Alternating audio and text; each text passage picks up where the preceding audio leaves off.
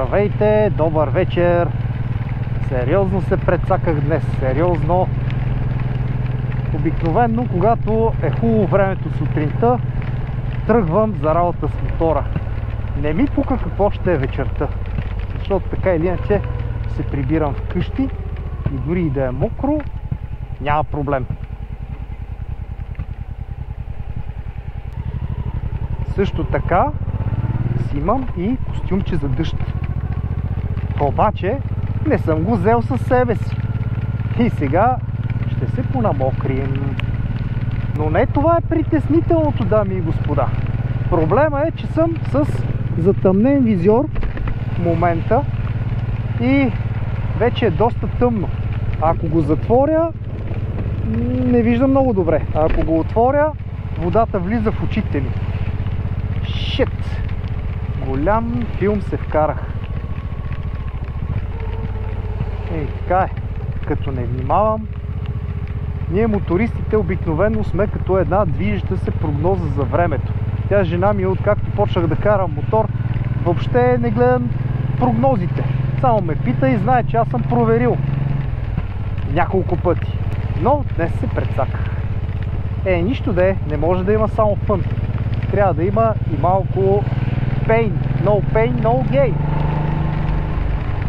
Тук асфалта е хубав, но все пак буксува. Да. Трябва да внимавам. Особено тук има една пешеходна пътека, цялата боядисана. Ето я. Доста е хлъзгаво на нея. И не само на нея. На всичките боядисани. Ау! Гадост! Как точно да се прибера? Ето, чек, всичко е наред. Да, щях да ви кажа, тази боядисаната маркировка и пешеходните пътеки са доста опасни по време на дъжд. Когато е мокро, супер много се парзаля. Супер много.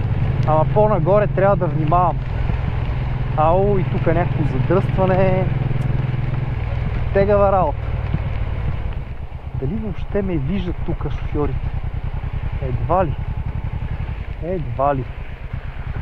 Ще изчакаме да спрат, да се движат преди да се промъквам покрай тях. Ето тъй. Естествено, винаги ще застане някой на перпендек, за да блокира пътя. Дали ще успеем да минем на този светофар? Едва ли. Ето го и червено. Опа! Казах ви, маркировката супер много се парзаля. Но тук ще се изпидерцаме най-отпред. Добре, не на първия, на втория светофар. Пак сме добре. Тия условия са и малко притеснителни. На светофар трябва да дръпнеш преди колите. Виждате го това вече как се изнася нетърпеливо. А в дъжда с трамвайни релси, там има пешеходна пътека с хлъзгава боя. Не смея да дръпна бързо.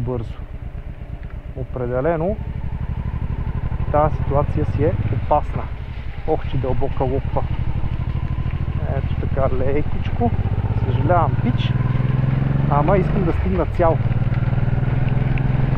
Какво задръскване става въпрос?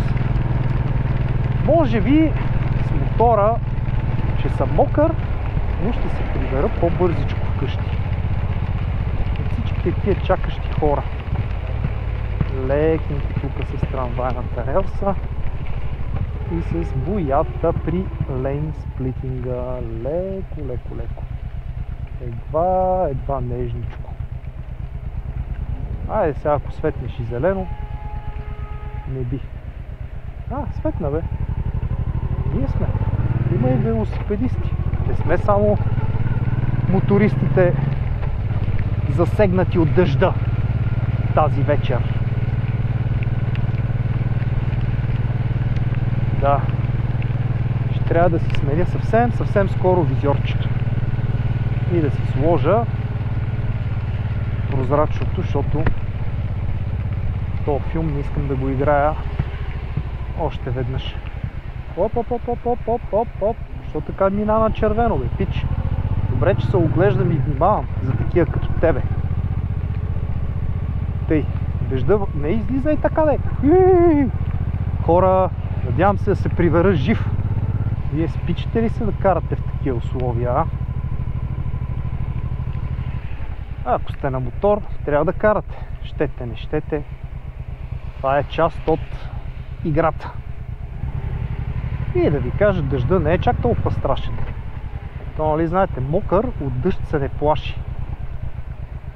Айде, добре и ти. Тук е дълбока локвичката. Да.